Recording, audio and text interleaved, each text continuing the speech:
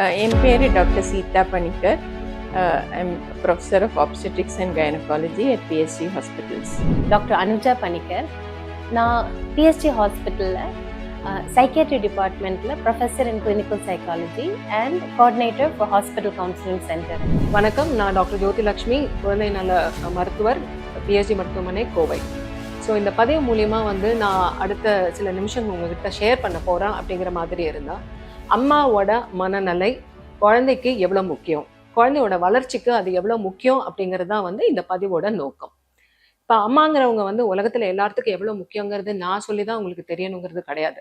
நீங்கள் யோசிச்சு பார்த்தீங்கன்னா யாராக இருந்தாலும் அது அம்மாங்கிறது மனுஷன் மாத்திரம் இல்லை. நீங்கள் எந்த மிருகத்தை எடுத்தாலும் அம்மாங்கிற ஒரு உயர்ந்த நிலையில் இருக்கக்கூடிய ஒரு ஒரு ஜீவன். இப்போ இந்த குழந்தையோட வளர்ச்சியில ஆல்ரெடி அம்மாவோட மனநிலை குழந்தை எப்படி பாதிக்க போகுதுங்கிறது அந்த கரு உருவான நாள்ல இருந்து ஆரம்பிக்குது. பட் அதை பத்தி ஆல்ரெடி எங்க கருக்கால மருத்துவர் டாக்டர் சீதா பணிக்கர் பேசியிருக்கங்காட்டி நான் அதை டச் பண்ணல. ஸோ குழந்தை பிறந்ததுக்கு அப்புறம் அம்மாவோட தாக்கம் எவ்வளோ அந்த குழந்தைக்கு இருக்க போகுது அப்படிங்கிறத பத்தி தான் நம்ம இப்போ பார்க்க போறோம். ஃபர்ஸ்ட் நீங்க எடுத்துட்டீங்கன்னா, நான் இதை 3 விதமா பிரிச்சுக்கிறேன். ஒன்று அந்த குழந்தை 1 வயசுக்கு கீழே இருக்கிறப்ப அம்மாவோட சந்தோஷம், அம்மாவோட மனநல குழந்தைக்கு எவ்வளோ முக்கியங்கிறது. அப்புறம் அடுத்தது ஒரு 10 வயசு மட்டும், அப்புறம் அடலசென்ட் டீனேஜ் பருவத்தில் அம்மா எவ்வளோ முக்கியங்கிறது நம்ம பேசலாம். ஸோ ஃபர்ஸ்ட் 6 மாசத்துக்கு பார்த்தீங்கன்னா தாய்ப்பால்ங்கிறது உலகத்துல குழந்தைக்கு இன்றியமையாத ஒரு உணவு. ஸோ அந்த டைம்ல அம்மா சந்தோஷமா, ரிலாக்ஸ்டா, ஒரு மனம் மற்றும் உடல் நலத்தோட இருந்தாதான் பால் நல்லபடியா சுரக்கும். இன்னைக்கு இருக்கிற காலகட்டத்துல நாங்க ரெகுலரா டெய்லி நாங்க ஓபியில பாக்குற பொண்ணுங்க பாத்தீங்கன்னா ரொம்ப ஸ்ட்ரெஸ்டா வராங்க. மேம் எனக்கு அது இல்லை, எனக்கு டென்ஷனா இருக்கு, எங்க வீட்டுல எல்லாரும் எனக்கு பால் இல்லை, ஏகப்பட்ட டென்ஷன்ல அந்த பொண்ணுங்க வரப்ப. ரெண்டாவது ஒர்க்கு, நாங்க ஒரு குறிப்பிட்ட அளவு தான் லீவ் கிடைக்குது. ஸோ அதுக்கப்புறம் அவங்க திரும்ப லீவ் போகணும். ஸோ அப்படி இருக்கிற சூழ்நிலையத்துல ரிலாக்ஸேஷன் இல்லாம ஸ்ட்ரெஸ்ஃபுல்லா இருக்கிற ஒரு அம்மானால கொஞ்சம் கஷ்டம். குழந்தைக்கு ஃபீட் பண்றதும் கஷ்டம், அந்த குழந்தைய வளர்க்குறதும் கொஞ்சம் கஷ்டம். ஸோ ஃபர்ஸ்ட் இது மூலியமா நான் என்ன சொல்லிக்க விரும்புனா, யங் மதர்ஸ், உங்களுக்கு குழந்தை பிறக்குங்களா, ஃபர்ஸ்ட் என்ஜாய் த மூமெண்ட். அது கடவுள் கொடுத்துருக்க ஒரு வரம் உங்களுக்கு. ஸோ அந்த வரத்தை நீங்க நல்லபடியா ஹாப்பியா என்ஜாய் பண்ணணும். ஸோ உங்க மனசு கொஞ்சம் ரிலாக்ஸ்டா இருக்கணும். ரிலாக்ஸ்டா இருந்தாதான் உடல் ரீதியாகவும் மன ரீதியாகவும் நீங்க அந்த குழந்தைய வளர்த்துறதுக்கான அடித்தளத்தை போட முடியும். So breast secretions, milk secretion ஜாஸ்தி ஆகணும், நீங்க ஹாப்பியா ஃபீட் பண்ணணும் அப்படின்னா ஃபர்ஸ்ட் நீங்க எமோஷ்னலா ஒரு ஹாப்பி ஸ்டேட்டுக்கு நீங்க வர வேண்டியது இருக்கும். அடுத்தது இந்த குழந்தை வளர்றப்ப பாத்தீங்கன்னா நிறைய சேலஞ்சஸ் இருக்கும் அம்மாவுக்கு. ஒண்ணு, நான் என்ன பண்ண போறேன், என் குழந்தை நார்மலா இருக்கா. ரெண்டாவது, நான் எங்க விட்டுட்டு போறேன் வேலைக்கு போனா. இப்ப எவ்வளவு மதர்ஸ் வேலைக்கே போனாலும் அவங்க மனசெல்லாம் வீட்டுல இருக்கும், இந்த குழந்தை எப்படி இருக்கு, யாரு பாத்துப்பா என்னங்கிற ஒரு டென்ஷன்ல தான் அவங்க இருப்பாங்க. ஸோ அப்படி இருக்கிறப்ப இதெல்லாம் காலத்துக்கு தகுந்த மாதிரி நம்ம சிலதெல்லாம் மாறிதான் ஆகணும். நாம் இதுக்கு தகுந்த மாதிரி சேலஞ்சஸ் ஃபேஸ் பண்ணணும்.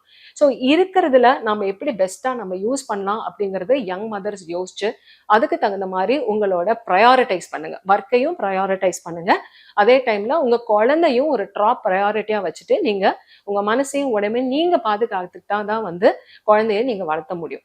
அடுத்த சேலஞ்ச் இந்த குட்டி குழந்தைங்க ஸ்கூலுக்கு போறாங்க, சரிங்களா, ஒரு 10 வயசு மட்டும் நம்ம எடுத்துக்கலாம். ஸோ அவங்க ஸ்கூலுக்கு போறாங்க, அவங்களுக்கு நீங்க டைம் அலாட் பண்ணணும். ஸோ ஒன்று, நீங்களும் உங்க வேலையும் பார்க்கணும், உங்க கெரியர்லயே நீங்க முன்னேறணும், உங்க வீட்டையும் நீங்க பார்க்கணும். பெண்களா இருக்கப்ப இது எதையுமே நம்ம விட முடியாது, எல்லாத்தையும் நம்ம தாண்டி தான் ஆகணும். ஸோ அந்த மாதிரி டைம்ல ஒரு எமோஷனலா நீங்க ஸ்டேபிளா, ஓகே நான் ப்ரையாரிட்டைஸ் பண்ணிக்கிறேன், நம்மளால நிறைய மல்டி டாஸ்கிங் பண்ண முடியும். இதை பார்க்குற எல்லா பொண்ணுங்களுக்கே தெரியும். நீங்க சமைப்பீங்க, நீங்க அதே டைம்ல உங்க குழந்தைங்களுக்கு டியூஷனுக்கும் அனுப்புவீங்க, உங்க வீட்டையும் பார்த்துப்பீங்க, உங்க வேலையும் பார்த்துப்பீங்க. ஸோ அந்த மாதிரி டைம்ல நீங்க ஒரு பேலன்ஸ் கிரியேட் பண்ணி ஒரு டைம் செட் பண்ணிட்டு உங்க குழந்தைக்கு உணவாகட்டும், ஒரு எமோஷனல் சப்போர்ட் ஆகட்டும், அவங்க ஸ்கூலுக்கு போறது, அவங்களுக்கு வேணுங்கிற டைம் ஸ்பெண்ட் பண்றது, குவாலிட்டி டைம். ஃபோன் அம்மாவோ அப்பாவோ கிடையாது இந்த காலகட்டத்தில், நாங்கள் அதை பார்க்குறோம். So phone is not a substitute. So நாம அந்த டைமை நம்ம ஒரு எமோஷ்னலா குழந்தை கூட இருந்து ஸ்பெண்ட் பண்றது ரொம்ப ரொம்ப முக்கியம். இதையெல்லாம் தாண்டி அடுத்த கட்டத்துக்கு வரப்ப டீனேஜ், நிறையா மதர்ஸ் அவங்களும் அந்த டைம்ல ஒரு நிறைய பிரச்சனைகளை தாண்டி வர்ற ஒரு காலகட்டம். நம்ம குழந்தை டீனேஜுக்கு வரப்ப நம்மளும் ஒரு ஒரு லெவலுக்கு வந்திருப்போம், வயசாலும் உடல் ரீதியாகவும் மன ரீதியாகவும் நம்ம ஒரு ஸ்டேட்டஸ்க்கு வந்திருப்போம். ஸோ அப்படி இருக்கிறப்ப டீனேஜ் குழந்தைங்க அவங்கள சொல்லி தப்பில்லை, அவங்களும் நிறைய மாறுறாங்க, அவங்களுக்கும் ஹார்மோனல் சேஞ்சஸ் இருக்கு, சோசியல் மீடியால அவங்களுக்கும் ஏகப்பட்ட ப்ரெஷர் இருக்கு.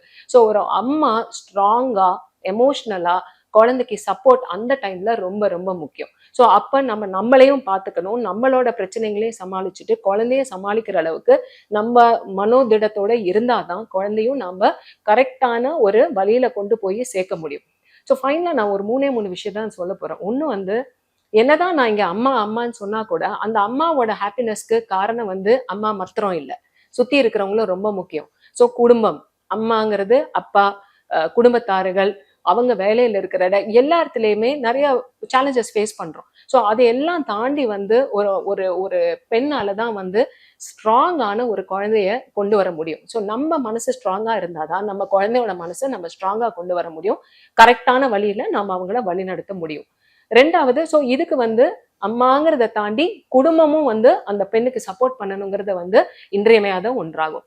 அடுத்த விஷயம் வந்து நான் என்ன விதைய போடுறேன், என் குழந்தைய நான் எப்படி வளர்க்குறேன் அப்படிங்கறதான் வந்து நாளைக்கு என் குழந்தை எப்படி பெரியவளாயோ அவ குழந்தைய வளர்த்த போறா, இந்த நாட்டுக்கு என்ன பண்ண போறாங்கிறது வந்து அதுக்கான அடித்தளம். அதுல நிறைய இருக்கு. அது வந்து நம்மளோட வளர்ப்பு மாத்திரம் இல்லை, அவங்களோட எக்ஸ்போஜர், அவங்களோட எக்ஸ்பீரியன்சஸ் எல்லாமே இருந்தா கூட அடித்தளம் நம்ம போட்டுது. ஸோ அதுல வந்து இந்த பெண்கள் வந்து இன்னைக்கே இருந்து என்னோட மனநலம் நல்லா இருந்தாதான், என்னோட உடம்பு நலம் நல்லா இருந்தாதான் நான் என் குழந்தைய ஸ்ட்ராங்கா வளர்க்க முடியுங்கிறத வந்து டெஃபினட்டா புரிஞ்சுக்கணும். மூணாவது, எல்லார்த்தையும் நீங்க வளர்க்குறீங்க, எல்லார்த்தையும் பாக்குறீங்கன்னாலும் நீங்க உங்களையும் கவனிங்க. பெண்கள் வந்து அவங்களையும் கவனிச்சு அவங்களோட மனத்துல ஒரு ஹாப்பினஸ், ஒரு ரிலாக்ஸ் ஸ்டேட், அவங்களுக்கு ஒரு ஹாபி, அவங்களுக்கு எல்லாத்தையும் மீறி அவங்க வேலை, அவங்க குடும்பம் எல்லாத்தையும் மீறி தனக்குன்னு ஒரு சின்ன ஸ்பேஸை உருவாக்கிட்டாதான் வந்து நமக்கு இருக்கிற ஒரு மனசை தான் வந்து நம்ம மித்தவங்களுக்கு பாஸ் பண்ண முடியும் அப்படிங்கிறதா வந்து இந்த சின்ன காணொலி மூலமாக நான் சொல்ற கருத்து. தேங்க்யூ. என் பேர் doctor Seetha Panicker. I'm a professor of obstetrics and gynecology at PSG Hospitals. இன்னைக்கு நம்ம பெரினேட்டல் மென்டல் ஹெல்த் பற்றி பார்க்க போகிறோம். இப்போ pregnancy, child birth and early parenthood, these are very life changing events in a woman's life. இது வந்து both the family and the mother look forward to it with lot of joy and anticipation. But இது வந்து எல்லாருக்கும் இப்படி இல்லை. சில பேருக்கு வந்து pregnancy associated stress is there, it's there for all women. But சில பேருக்கு it becomes severe enough to cause mental ill health. Now why does this happen? இதுக்கு என்ன காரணம்? ப்ரெக்னன்சியில் வந்து நிறைய ஹார்மோன் சேஞ்சஸ் இருக்குது. Especially the oestrogen hormone, which is a very high levels in pregnancy, can affect the mood very much. ரெண்டாவது வந்து there are a lot of physical changes in pregnancy. For a young healthy woman to even have swelling of the legs or vomiting in pregnancy is very upsetting. So அது வந்து அவங்களுக்கு தாங்கிறதுக்கு ரொம்ப கஷ்டம். மூணாவது வந்து the fear of childbirth. எல்லாரும் சொல்லியிருப்பாங்க labour is very பெயின்ஃபுல்லு, pain தாங்க முடியாது, neighbors, friends அது இது சொல்லுவாங்க. ஸோ அது வந்து they have a lot of anxiety about childbirth. And நாலாவது வந்து லேக் ஆஃப் சோஷியல் சப்போர்ட். முதல் காலம் மாதிரி we are not in joint families. அங்கே பாட்டி, அம்மா, கசின்ஸ், பெரியம்மா, அத்தை அது ஹெல்ப் பண்ணுவாங்க, சப்போர்ட் பண்ணுவாங்க. பட் இப்போ many are in nuclear families. So these are all the reasons why perinatal mental health has become very, very important in pregnancy. So pregnancy-ல என்ன ப்ராப்ளம்ஸ் ஆகலாம்? Mainly two important things, anxiety and depression. These are the two important things which can go wrong in pregnancy. And மூணாவது வந்து sometimes they even have what is called a post-traumatic stress disorder. That means laborல வந்து ரொம்ப ஏதோ problem, difficult delivery, ICU stay, அதெல்லாம் வந்து முடிஞ்சதுக்கு அப்புறம் they have what to say flashbacks, nightmares and sleep disturbance for many months after that. So why is perinatal mental health important? ஏன் வந்து நம்ம இதுக்கு இவ்வளோ முக்கியத்துவம் கொடுக்குறோம்? ஒன்று வந்து pregnancy should be a period where they should be calm, look forward to it with anticipation. So இவ்வளோ டிஸ்டர்பன்ஸ் இருக்கும் போது they are not able to do what they are supposed to do in pregnancy. In fact, with mental ill health, they may not even come for their regular antenatal or postnatal checkups. ரெண்டாவது வந்து the mental status has a very profound effect on the outcome of pregnancy, because certain pregnancy complications in the pressure, pregnancy induced hypertension or preterm labor, முழு மாசம் முடியறதுக்கு முன்ன delivery ஆகிறது, or even cesarean section rates, these are all very strongly linked to the mental status. And after delivery, They can have depression, all this, which can affect lactation. Breastfeeding may not be established, or they have difficulties in bonding with the baby. And another thing, last but not least, we have episodes of suicide in maternal health. In fact, some states have reported a maternal death rate of 9% because of suicide, which is a big tragedy for the family. So we should not take this lightly, and we should pay a lot of importance to this. So what is the answer to this? So the antenatal clinic, எல்லாரும் வந்து செக்கப்புக்கு வருவாங்க antenatal clinic. So இந்த antenatal clinic is a unique opportunity for the health care providers to connect with the women and provide the support they need.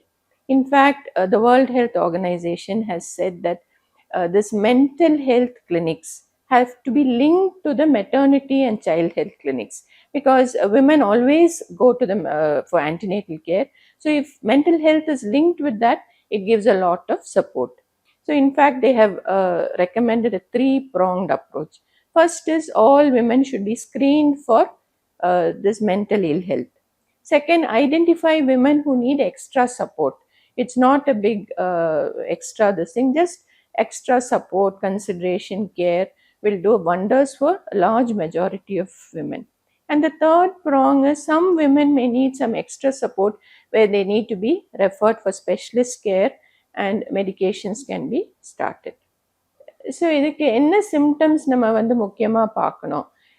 There may be just small changes in behavior, feeling sad, crying often, or not eating well, or eating too much, not sleeping well, or in fact sleeping too much. All these are small pointers. Or feeling extremely anxious about the baby. There may be something small. For example, we have patients who are very worried even if the baby is not moving for 1 hour. Okay, usually the baby sleeps in utero for 1 or 2 hours. So அந்த 1 மணி நேரம் கூட moment இல்லைன்னா they become so anxious about it.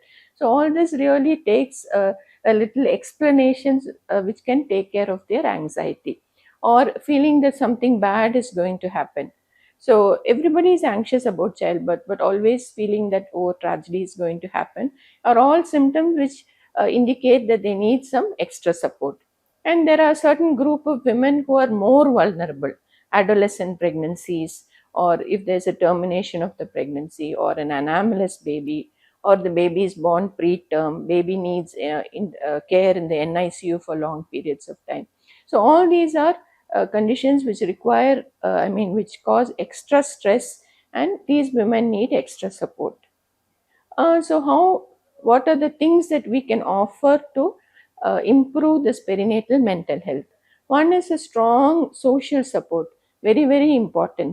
So this support can be not only from family members, it can be friends, or it can be even antenatal clinic groups where they do exercise together. So they really bond with their peers. So that gives a lot of support. Plus being active, good exercise, keeping busy is also important. In fact, if they are healthy, they can continue their job as long as possible. So excellent maternity and health services also important, so that these women can have a positive childbirth experience. That means it should be woman-centered care. So they should have support during labor. Companionship during labor is also very important to take care of their anxiety. Thank you. Doctor Anuja Panicker. நான் PST ஹாஸ்பிட்டலில் psychiatry டிபார்ட்மெண்ட்டில் professor in clinical psychology and coordinator for hospital counselling centre. தாய்மார்களுக்கு அவங்க வாழ்க்கையில் பல கட்டங்களில் பல responsibilities இருக்கும். கர்ப்ப காலத்திலோ ஒரு தாயாகவும், அப்புறம் டெய்லி ருட்டீன்லோ பல வேலைகளும் இருக்கும். இந்த பீரியட் எல்லாம் அவங்க உடல் நலத்துக்கு எந்த அளவுக்கு கேர் கொடுக்குறோமோ அதே அளவுக்கு கேரை மனநலத்துக்கும் கொடுக்கணும். தாயின் மனநலம் அவங்களுக்கு மட்டும் இல்லாமல் அவங்க குழந்தையோட அறிவு வளர்ச்சி, சோஷியல் டெவலப்மெண்ட்டும் அஃபெக்ட் ஆகும். தாயின் ஆரோக்கியத்தை நாம் ஒரு பயோசைக்கோ சோஷியல் பார்வையிலிருந்து பார்ப்போம். பல காரணங்களால் ஹெல்த் அஃபெக்ட் ஆகும். அதில் உடல் ரீதியான காரணங்கள் பயாலஜிக்கல் ஃபேக்டர்ஸ், மன ரீதியான காரணங்கள் சைக்கலாஜிக்கல் ஃபேக்டர்ஸ், குறைந்த தன்னம்பிக்கை, சகிப்புத்தன்மை, டாலரன்ஸ் கெப்பாசிட்டி, பர்சனாலிட்டி. அடுத்தது சோஷியல் ஃபேக்டர்ஸ், சமூக ரீதியான காரணங்கள்.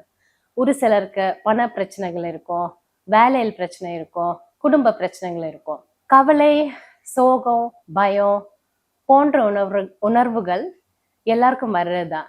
ஆனா இந்த உணர்வுகள் ஒரு லெவல் தான்னா அந்த உணர்வுகளுக்கு பின்னாடி இருக்கிறத ஸ்ட்ரெஸ்ஸை நாம் கண்டுபிடிக்கணும். ஸ்ட்ரெஸ் தாயையும் குழந்தையும் குடும்பத்தையும் அஃபெக்ட் ஆகும். ஸ்ட்ரெஸ்ஸோட சிம்டம்ஸ் என்னன்னு தெரிஞ்சுக்கிறது நல்லது. ஒவ்வொருத்தருக்கும் ஒவ்வொரு மாதிரி அஃபெக்ட் ஆகும். உடல் ரீதியான, அதாவது பிசிக்கல் சிம்டம்ஸ். ஒரு சிலருக்கு தலைவலி வரலாம், ஒரு சிலருக்கு வயிற்று வலி வரலாம், தூக்கம் கம்மியாகும், பசி கம்மியாகும். அடுத்தது மன ரீதியான, அதாவது சைக்கலாஜிக்கல் சிம்டம்ஸ். ஓவர் திங்கிங், அதிகமாய் யோசிப்பாங்க, எதுலுமே இன்ட்ரெஸ்ட் இல்லாம இருப்பாங்க, மனசு ஒரு சோகமா இருப்பாங்க, சின்ன விஷயங்களுக்கு கோவப்படுவாங்க. தாயும் அவங்க ஃபேமிலி மெம்பர்ஸும் சேர்ந்து இந்த ஸ்ட்ரெஸ்ல இருந்து வெளியே வர முடியும். அதுக்கு ஒரு சில டிப்ஸ் சொல்றேன். அதாவது இப்போ உங்களோட ப்ராப்ளம்ஸை பற்றி யார் கூடயாவது ஓப்பனாக பேசுங்க. உங்க உடல் நலத்தை நல்லா கவனிச்சுக்கோங்க. முறையான ஃபுட், ஸ்லீப் ரூட்டீன் ஃபாலோ பண்ணிக்கோங்க. அப்புறம் deep breathing, relaxation techniques practice பண்ணிக்கோங்க. ஃபேமிலியோட சப்போர்ட் எடுத்துக்கோங்க. உங்களுக்கு பிடிச்ச ஆக்டிவிட்டீஸ் செஞ்சு நீங்கள் உங்களை என்கேஜாக வச்சுக்கோங்க.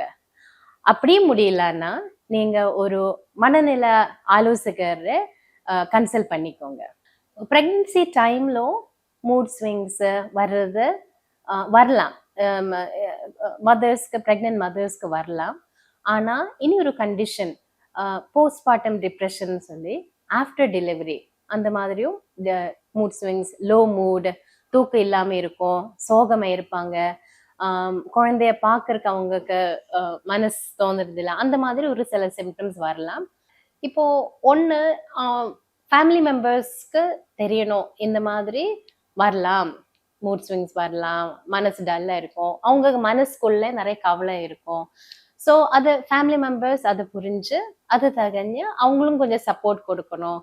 ஸோ அவங்க கோவப்படுறாங்க, டல்லாக இருப்பாங்க, வேலை பண்ண மாட்டாங்கன்னு சொல்லி ஒரு குறை சொல்றதை விட அவங்களை கொஞ்சம் சப்போர்ட் கொடுக்கறது, அது வீட்டில் யாரெல்லாம் இருந்தாலும் ஒரு சப்போர்ட் கொடுக்கறது ரொம்ப முக்கியம். இப்போ நான் சொன்ன மாதிரி நம்மளே ஒரு சில முயற்சிகள் எடுக்கலாம். இந்த ஸ்ட்ரெஸ்ல இருந்து, இந்த மாதிரி ஒரு மன சோர்விலிருந்து வெளியே வர்றதுக்கு நம்மளே ஒரு சில முயற்சிகள் எடுக்கலாம். சப்போஸ் ஸ்டில் நம்மளால அதுல இருந்து வெளியே வர முடியல, ஸ்டில் நான் எவ்வளவு முயற்சி எடுத்தாலும் என்னோட மனசு டவுன் ஆயிருக்கு, என்னோட ரூட்டீன் வேலையில என்னால செய்ய முடியல, எனக்கு சீக்கிரம் கோவம் வருது, அந்த மாதிரி ஒரு சிச்சுவேஷன் வந்தா ஒரு மனநல ஆலோசகரை நம்ம கன்சல்ட் பண்றதுக்கு தப்பில்லை. எதுக்குன்னா மன சோர்வாயிருந்தா நம்மோட பிசிக்கல் கேர் அஃபெக்ட் ஆகும், அண்ட் இது இன்டர்ன் நம்மோட குழந்தையும் அஃபெக்ட் ஆகும், ஃபேமிலி என்வாயன்மெண்ட்டும் அஃபெக்ட் ஆகும்.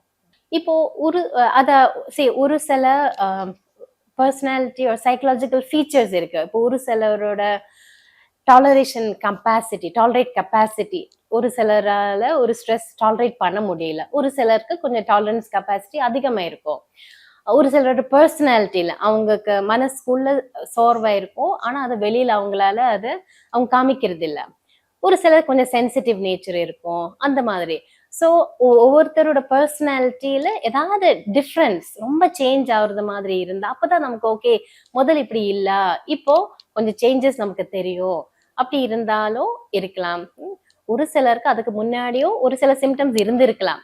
பட் மேபி பிரெக்னன்சி டைம்லோ இல்ல மதர் ஆன டைம்ல அந்த மதர்ஹுட் ரிலேட்டட் ஸ்ட்ரெஸ்ஸஸ் வரும்போது அதிகமாகறதுக்கும் வாய்ப்புகள் இருக்கும். ஸோ அதனால நம்ம அதுக்கு நம்ம கண்டிப்பா ஹெல்ப் வாங்கிக்கணும். வணக்கம் சார், என் பேர் கவிதா, நாங்கள் ஊட்டியிலிருந்து வந்திருக்கிறோம். நாங்கள் எங்களுடைய டைமில் நாங்கள் கூலி வேலை செஞ்சு தான் நாங்கள் சாப்பிடணுன்ட்டு எங்களுடைய இதில் இருக்குது. அதனால் நாங்கள் எதுவுமே எதிர்பார்க்கல. எங்களோடது கூலி வேலை செஞ்சு அன்னைக்கு காசு வாங்கி நாங்கள் சாப்பிட்ற மாதிரி இருந்துச்சு. அதனால் நாங்கள் எந்த எதிர்பார்ப்போ இப்படித்தான் நாங்கள் இருக்கணும் அப்படிங்கிற மாதிரி ஒன்றுமே கிடையாது. அந்த காலத்தில் ரொம்ப அனுசரிக்கிறாங்க.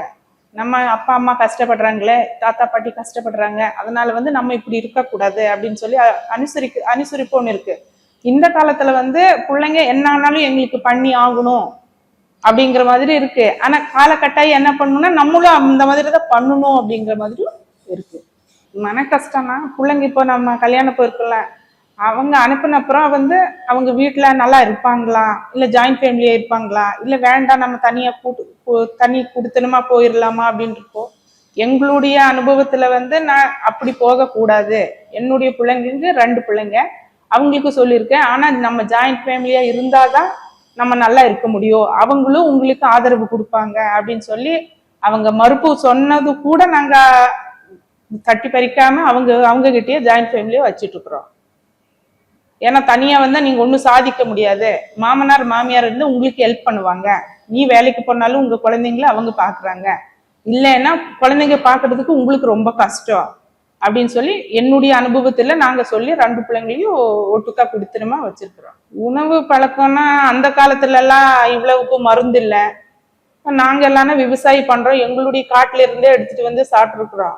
ஆனா இந்த காலத்துல அப்படி இல்லை, ஒரு கீரைனாலும் வெளியில தான் வாங்கணும். ஆனா ரொம்ப மருந்து அதெல்லாம் இருக்கு, அதனால அவங்களுக்கு அவ்வளவுக்கு நல்லா இருக்காது, உடம்பெல்லாம் கொஞ்சம் நார்மலா தான் இருக்கும்.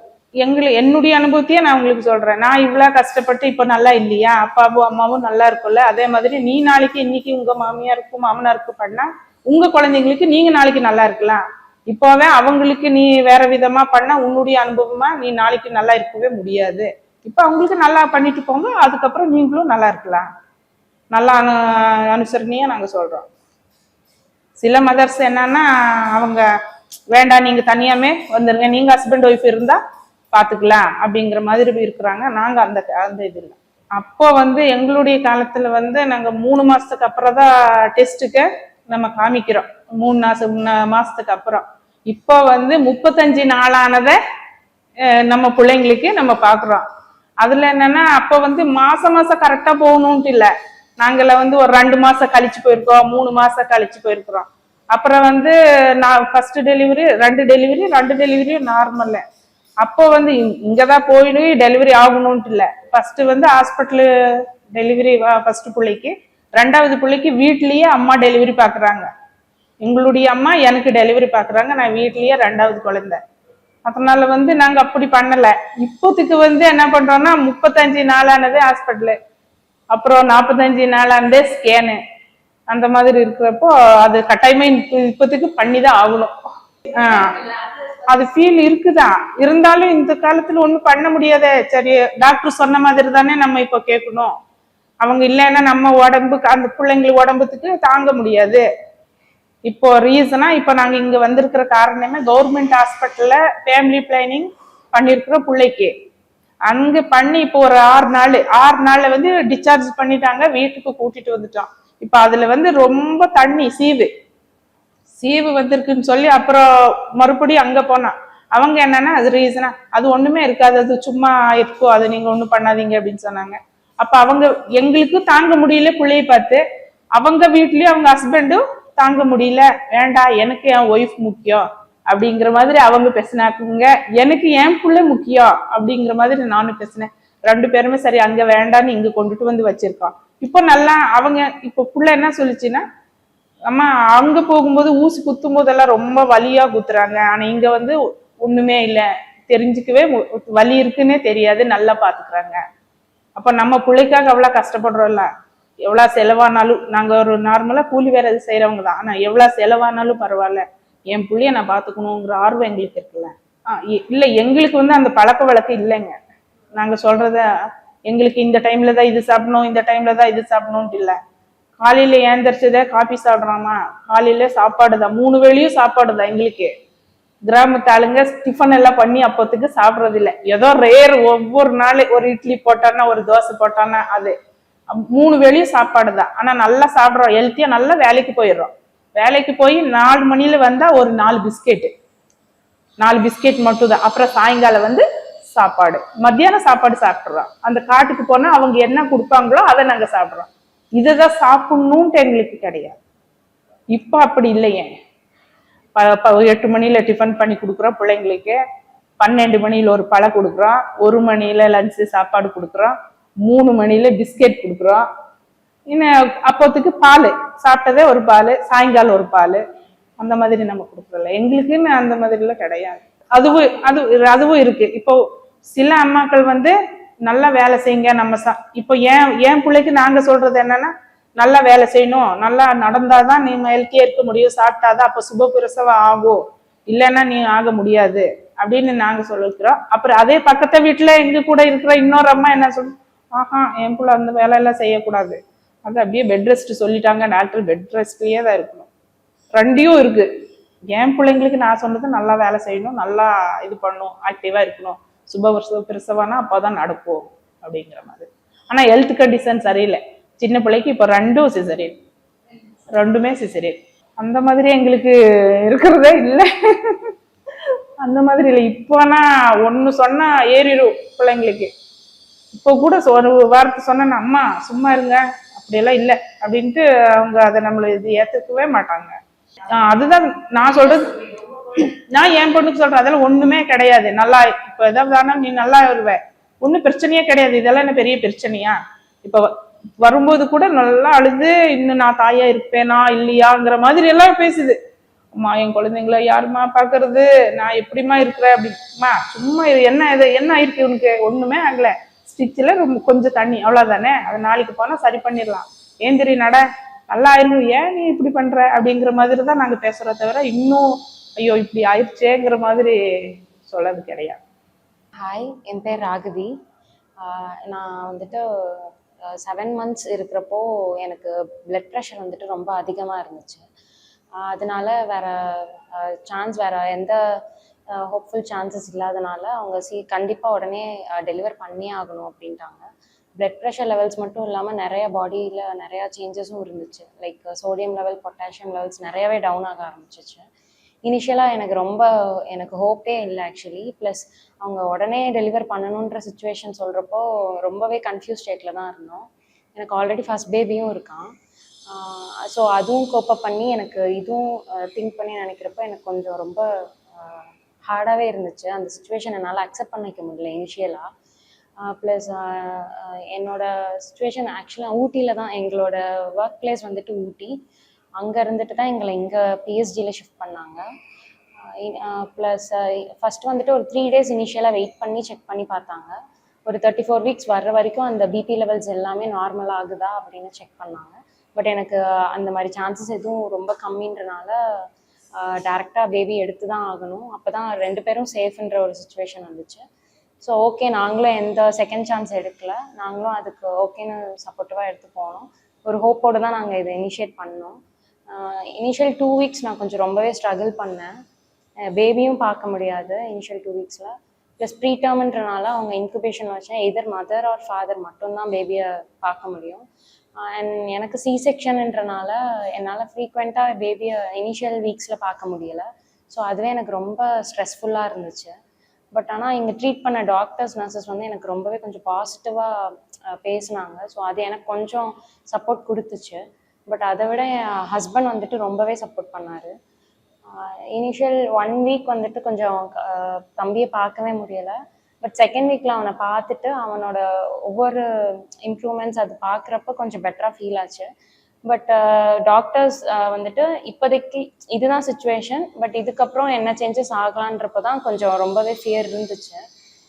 ஆஃப்டர் கொஞ்சம் இனிஷியல் 2 weeksல கொஞ்சம் ரொம்ப ஸ்ட்ரகிள் பண்ணேன். ஏன்னா மென்டலி எப்போ டவுன் ஆகும்ன்றது நம்மளுக்கே தெரியாது அது. பட் ஃபேமிலி சப்போர்ட் வந்து ரொம்ப வேணும் இந்த டைமில். And husband support is the main thing. நீங்கள் வந்து அது மட்டும் இல்லாமல் இதில் நான் லேர்ன் பண்ணது வந்துட்டு ரொம்ப பாசிட்டிவாக இருக்கணும். நம்ம எப்பயுமே வந்துட்டு ஒரு நெகட்டிவ் தாட்ஸ் வந்துக்கிட்டே தான் நம்மளுக்கு இருக்கும். அண்ட் நம்மளுக்கே தெரியாமல் மூட் ஸ்விங்ஸ் ஆகிட்டே இருக்கும். அது வந்து எப்போ டவுன் ஆகும், எப்போ நார்மல், நம்ம என்ன தான் பாசிட்டிவாக நம்மளை சேரப் பண்ணிக்கிட்டாலும் நம்ம அப்பப்போ டவுன் ஆக தான் செய்வோம் அது. பட் அது இட்ஸ் நார்மல் தான். பட் நம்மளுக்கு ஒரு ஃபேமிலி சப்போர்ட் சிஸ்டம் இருந்தால் அதை விட பெட்டராக எதுவுமே கிடையாது. அண்ட் நம்ம அந்த 2 weeks மட்டும்தான் எனக்கு ரொம்ப டவுனாக ஃபீல் ஆச்சு. பட் ஆஃப்டர் 2 weeks கொஞ்சமாக அந்த பேபிஸோட டெவலப்மெண்ட் அது சொல்ல எனக்கு கொஞ்சம் பெட்டர் ஹோப் கிடச்சிச்சு. அண்ட் பாசிட்டிவாக ஃபீல் ஆனேன் அதுக்கப்புறம். அண்ட் இன்னொரு மெயின் திங் நான் இது அக்செப்ட் பண்ணிக்கிறேன்னா, நம்ம எவ்வளோக்கு அளவு பாசிட்டிவாக இருக்கோமோ அதுக்கு அந்த வேவ்ஸ் வந்து கண்டிப்பாக நம்ம பேபிஸ்க்கும் இருக்கும். ஸோ போகுன்றனால நம்ம பாசிட்டிவாக இருக்க கண்டிப்பாக பேபி வந்துட்டு டு பேக் நார்மல் ஆயிடுவாங்க. அதே மாதிரி நம்மளோட மெயின் திங் நம்மளோட ஜீன் தான் அந்த பேபிக்கும் இருக்கும். ஸோ நம்ம எவ்வளோ ஃபைட் பண்ணுறோமோ ஈக்குவலாக அந்த பேபியும் ஃபைட் பண்ணிட்டு தான் இருக்காங்க. ஸோ நம்ம எவ்வளோ பாசிட்டிவ் ஹோப் வச்சுருக்கோமோ சேம் தான் அவங்களும் வச்சுருப்பாங்க, ஃபைட் பேக் பண்ணி வந்துடுவாங்க. And main thing family support மெயினாக இருக்கணும். அதே மாதிரி நீங்கள் வந்துட்டு உங்கள் ஹோப்பை விடவே கூடாது, அது வந்து மெயின் திங். அண்ட் வீக்ஸ் ஆக ஆக எனக்கு இன்னுமே இப்போ நான் 3rd வீக்கில் இருக்கேன், எனக்கு ரொம்பவே பெட்டராக ஃபீல் ஆகுது. அண்ட் பேபியும் இம்ப்ரூவ் ஆகிட்டே இருக்கான். அண்ட் ஒவ்வொரு டைம் நிக்கூக்கு போகிறப்பெல்லாம் அங்கே இருக்கிற நர்சஸ் கொடுக்குற அந்த பாசிட்டிவ் தாட் அண்ட் ஹோப் தான் எனக்கு இப்போ இந்த லெவலில் கொண்டு வந்திருக்கு. ஸோ நம்ம பாசிட்டிவாக இருக்க எல்லாமே நமக்கு பாசிட்டிவ் தான் இருக்கும். ஸோ அது மட்டும், அந்த ஹோப் மட்டும் நம்ம விடக்கூடாது. அண்ட் உங்களுக்கு என்ன டவுன் ஃபீல் இருந்தாலும் ஹெசிடேட் பண்ணாமல் ஃபஸ்ட்டு ஷேர் பண்ணுங்கள் உங்கள் ஃபேமிலி மெம்பர்ஸ்டையோ, இல்லை நீங்கள் யார்கிட்ட ஷேர் பண்ணால் உங்களுக்கு பெட்டராக ஃபீல் ஆகும்னு நினைக்கிறீங்களோ கண்டிப்பாக ஓப்பனாக பண்ணுறது தப்பு இல்லை. நம்ம ஸ்ட்ராங்காக இருக்கலாம், பட் எமோஷன்ஸ் வந்துட்டு நம்ம உள்ளே வச்சுக்கணுன்றது தேவையில்லை, நம்ம பிரேக் பண்ணலாம். அண்ட் நம்ம எவ்வளோக்கு எவ்வளோ ஷேர் பண்ணுறோமோ நம்மளும் கொஞ்சம் லைட்டாக ஃபீல் ஆகும். அண்ட் நம்மளுக்கும் அந்த தாட்ஸ் திருப்பி நம்மளை வந்துட்டு அஃபெக்ட் பண்ணாமல்